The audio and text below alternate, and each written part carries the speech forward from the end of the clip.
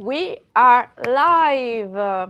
Hello, everyone, and welcome back into this live. This one is my.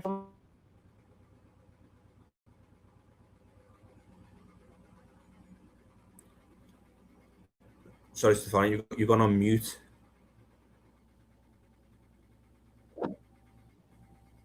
Oh, I'm live again. I mean, I'm with the microphone on again. Thank you. I was saying thank you, Tom, for being my first guest in this 2026. We are keep on going in our like a mission in creating the new leaders for leading a healthy and in a good way the new generations. So today we are keep on going with our series made of 5 episodes, and today we have the first one, which is the one about emotional intelligence. The title is Loving Yourself Instead of Controlling People. So welcome, Tom, and Happy New Year. Thank you, Stefania. Happy New Year to you too, and Happy New Year to anyone else who's listening. Okay, so let's start first of all with this topic today, because we have said previously in the previous episode how much is important to not controlling people, but to make them in a position where they feel so comfortable to talk to us. And in this talking, they say information which allows us to give them better task, to make our final goal aligned with their values as well. And I really care about this episode today because I think that no matter what we are doing in our life, doesn't matter if we are talking about personal life or private, it's the same, private life or professional one, we can really be the best version of ourselves, as a lot of Tom like to say. And we can really transfer these energies only if somehow we are in peace with ourselves. So we are not actors. We do not have any training in body language, which is like a very strong percentage of our communication. So when we communicate, actually, we communicate 7% with the word that we use, 35%, if I'm not mistaken, with the tone of the voice while we are speaking, and all of the rest is body language. So if we are not aligned with our soul, with whoever we are inside, no matter what action we have to do, I believe that somehow we are going to transmit this message outside. So I think that a leader, a successful leader, a leader that the people want to follow, want to lead, want to have around, has to be aligned with themselves. And therefore, I wanted to call this one Loving Yourself. This episode, Loving Yourself.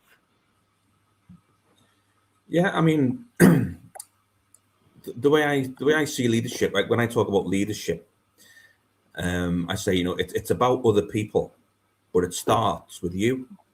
And what that means is, working on yourself every single day. So as you just said, being the best version of yourself, and especially on who you are and how you feel on the inside, because no matter what you feel or who you believe you are on the inside, it will always come across on the outside, and people will always see it. So especially when you're in charge of a team, how you behave will always be observed. You know, how you speak will always be observed. It will always be remembered by the team. So Mhm. if you talk to a team in a bad way or like a derogatory way, they will remember that, and they will take that on board, and it will influence their own behavior, and it will influence how they feel about being part of the team that you're leading. So, as you say, your body language, your tone of voice. I mean, one of your posts today, or was it today or yesterday, about accents and stuff like that. You know, like how you sort of come across to your team is so important, and especially when you're trying to inspire your team to be their best selves. You know, work on themselves every single day, become their most valuable that they can be, and all of these things, as you say, align with each other, and it's just all so important to your own leadership and how you come across to your team, because as I say, it'll always be observed. It's like, you know, no matter what, you're always a role model, always watching you, and we all need to be aware of that. You know, and even if you're not a part of or are surrounded by your team, you're surrounded by somebody else. They're always going to be observing you as well. They're always going to be listening to what you're saying, how you say it, how you behave, how you act. So it's just all so important, especially in the workplace and in your professional life, but also, as you say, in your personal life, when you're around your friends, when you're with your family, you know, and if you're trying to sort of put across a certain, or you know, influence a certain person in a positive way in your family or within your friends, then they will be observing you as well. So as I say, as you've said, it's so important to align who you feel you are, who you believe you are, with how you act, how you behave, what you say, what you think, and you know, how you basically lead your people. It's all important. Yeah. At the end of the day, I believe that, I mean, every person that I felt I was trying to control in me, workplace or personal life, somehow there was something inner where they were not happy. So they were Mm. trying to use their power, if I may say something like that, for feeling that hole inside them. Why, when a person is very confident and he trusts the process, they trust the people around them. Um, it's the moment where they let it go and the leadership starts. At least this is my experience, and this is what, I mean, other people, when I talk to, had experiences as well. So yeah, I think we are just going into talking about the art of letting go, because I believe that is the only way for stopping controlling people. So we don't want any micro management at all. Like we were saying in the previous episode, we are going to remind it also this time. And also, I believe that one of the skills that we need to develop in the future, so we can start today, is the emotional intelligence, which means that we need to feel empathy for our people, because if we really understand the struggle that they are facing, or the wins that they want to achieve, especially if we are working with an ambitious team, we can, I mean, all of the rest, I think, is going to follow as a consequences. I always says that whatever we call problems are actually our emotions.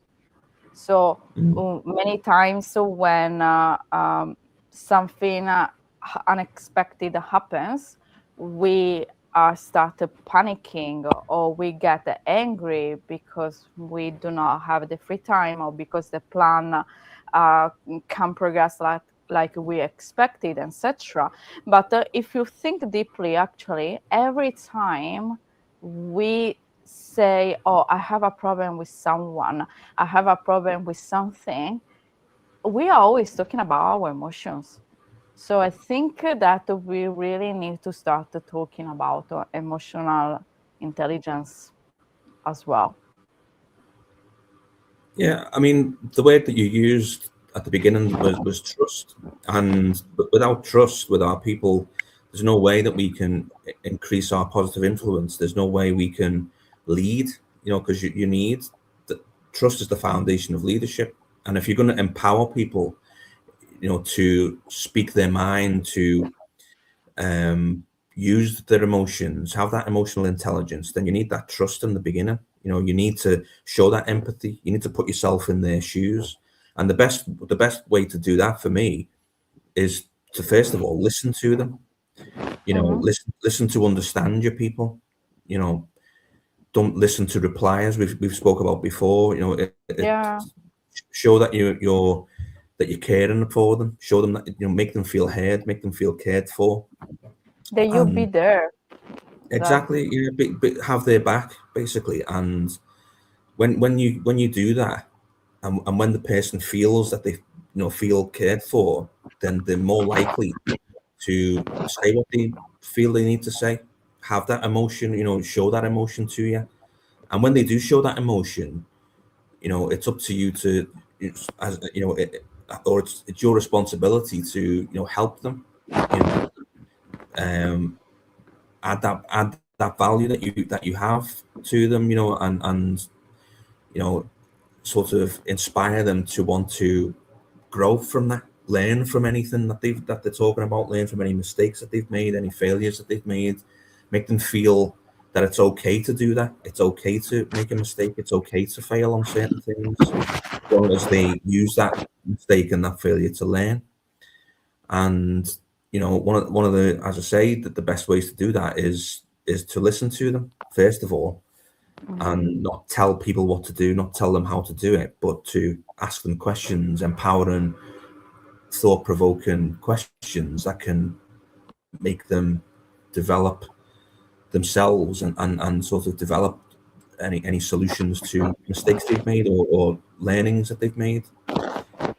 And as I say, the first or the best way to do that is by having that trust in the beginning, and building a relationship with the person or with the people, and showing that you care about them.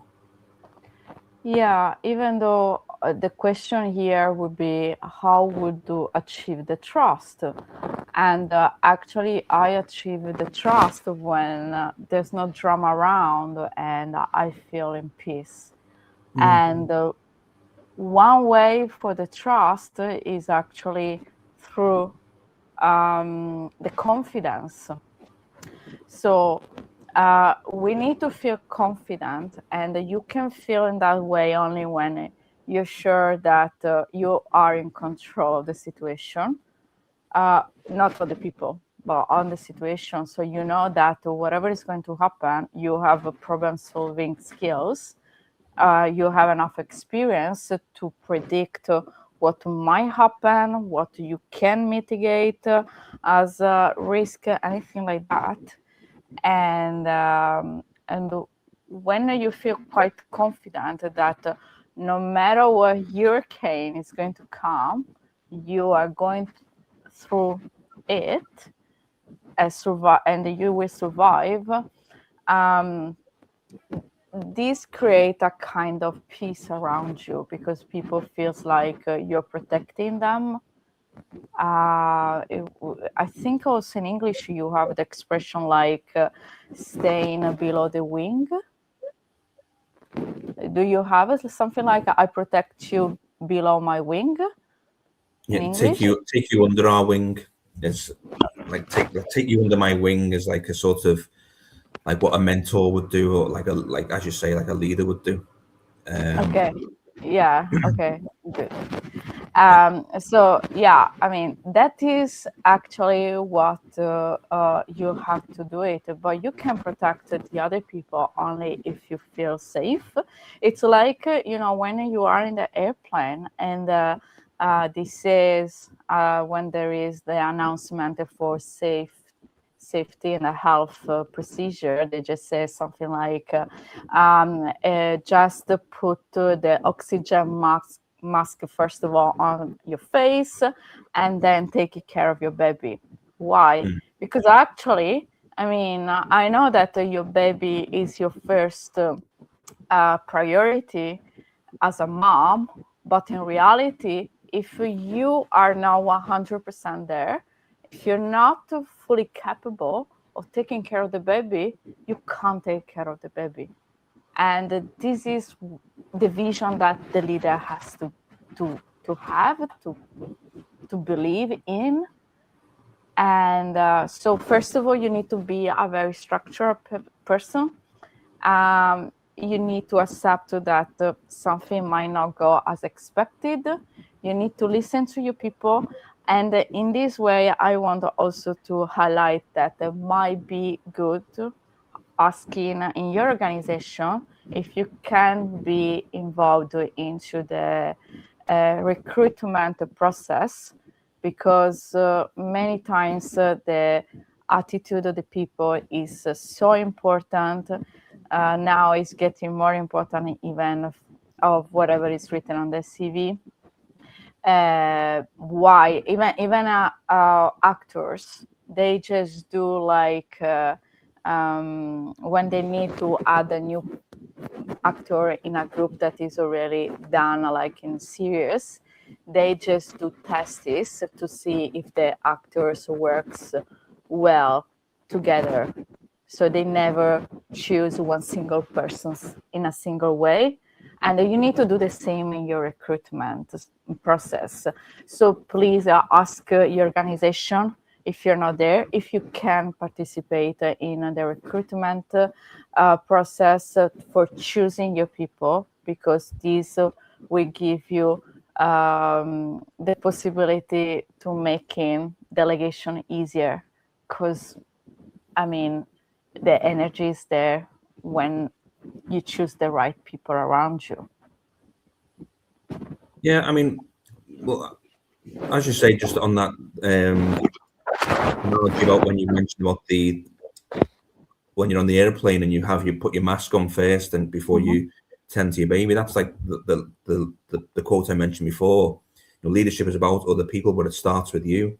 So you work on yourself to become the most valuable leader you can be, so that you can add the most value to your people. Because that's a leader's job, is to add value to the people, to help them develop themselves into become the most valuable leaders they can be.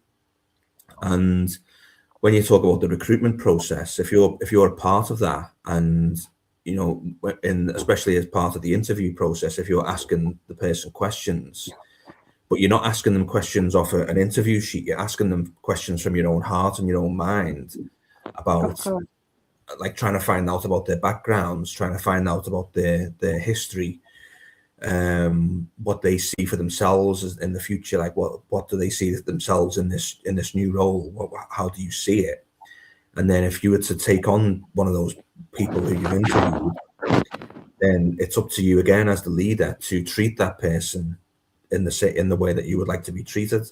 It's up to you as the leader to develop or help the person to develop, so that they're good enough to leave your team, but you treat them well enough that they don't want to leave. If you can get to that stage or that level, then imagine how inspired your team is going to be. Imagine how much your team is going to want to go the extra mile for you and for the team.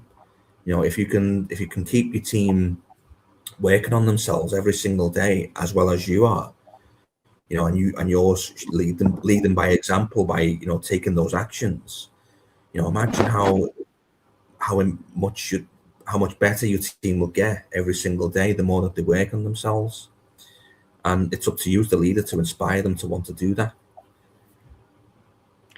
I might had something about like that goes into economical financial part. But I just want to mention how much damage might cause losing one person in your team. It means that some bond is broken. So emotionally speaking, questions like, did I do something wrong, may raise in the team's people mind, which is never good, because there's never going to be a right answer for that. But even in terms of money, like losing a team member means that usually study says that it takes 6 months at least for a new person to become as knowledgeable on a project as it was the one that left.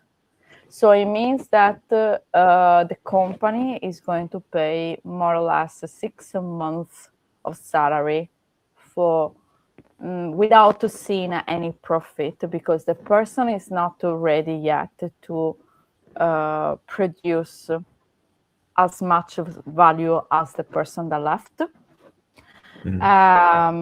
If the person left because they were not happy with the leadership, it means that you have a bad reputation on the market, which means also that you are more like, you might find the difficulties in finding new talent people that want to work for you, because people talks and the rumors are everywhere. So I mean, it happens all the times that people are called and they are not showing up in the interview because they already know someone which left because the leadership was not protecting them. So if you have also this problem about the reputation, it's a long process to recover from this negative point.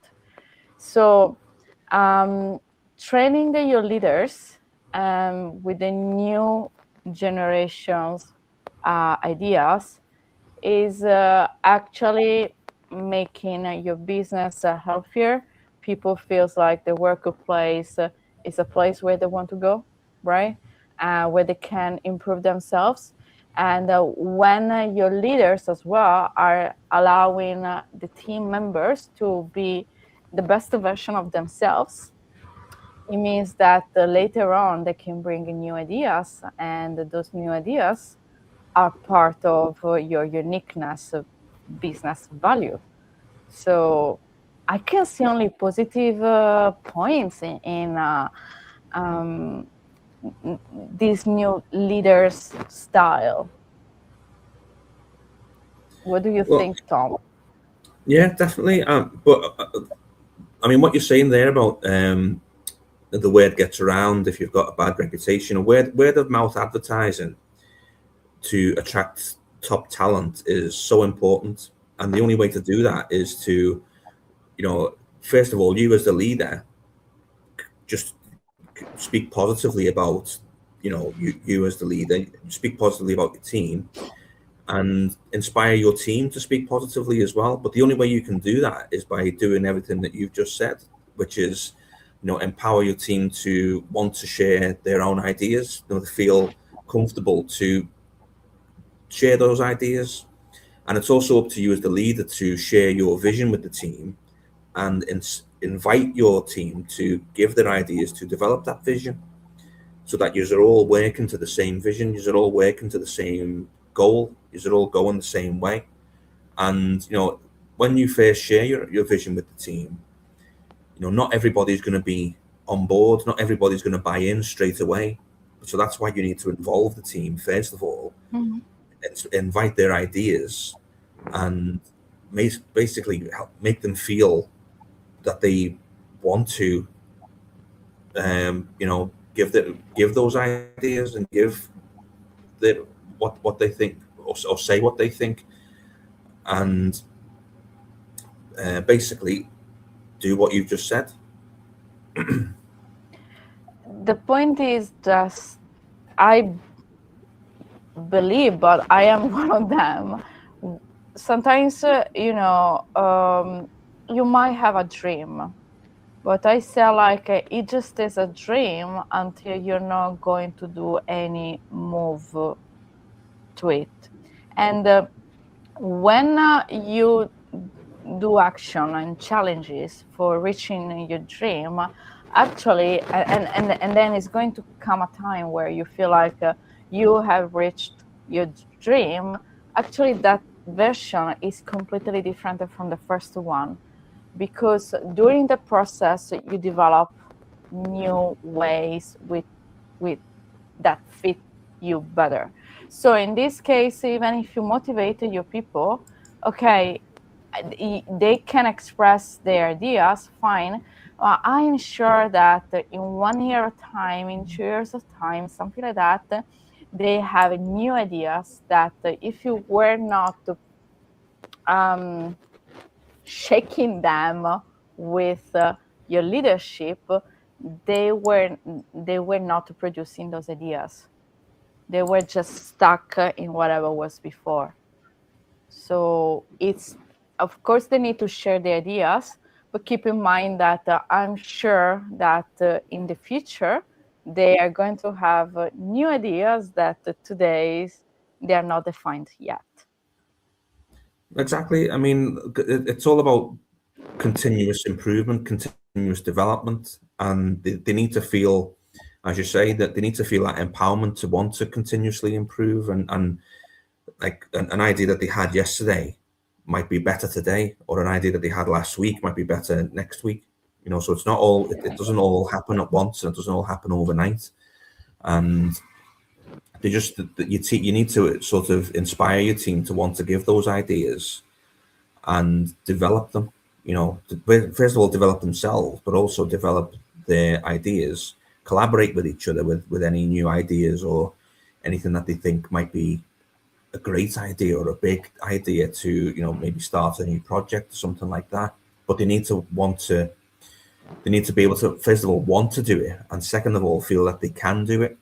Feel that you created that environment for them to want to develop those ideas and turn them into something amazing.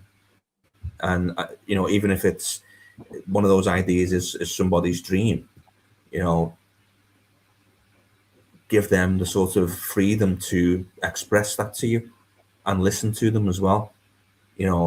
Ask them the question, like, this idea, like, how do you feel about this developing your dream? Like, how would that make you feel? And see what they say. And if it makes them feel great, then help them, to empower them to develop that dream.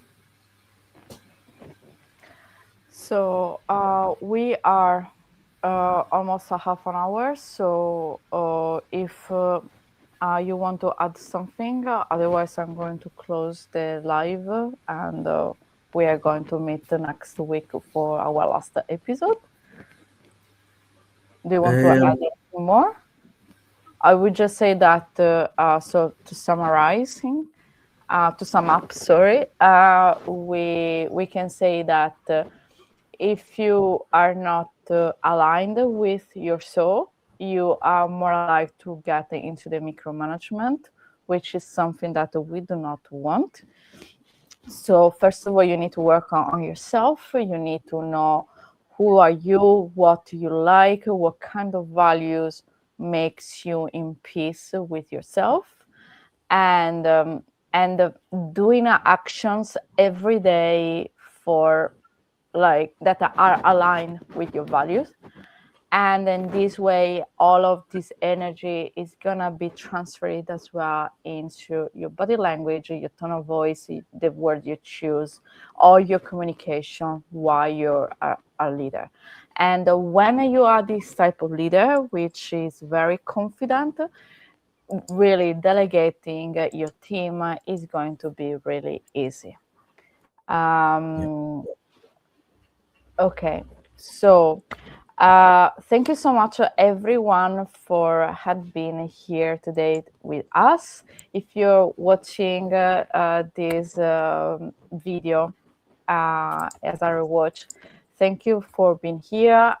Keep in mind that We have our last episode, which is going to be live next week. And that episode is from leadership to legacy. And we're going to see how to build systems that actually are going to last. Because as we were saying, we do not want to change processes and people too frequently. It's never a win. Everyone are going to lose if that happens. So thank you so much, Tom, for being here. Thank you, everyone, for being with us today. And happy New Year, since this is the first live of 2026. And see you next week. Bye-bye. See you later.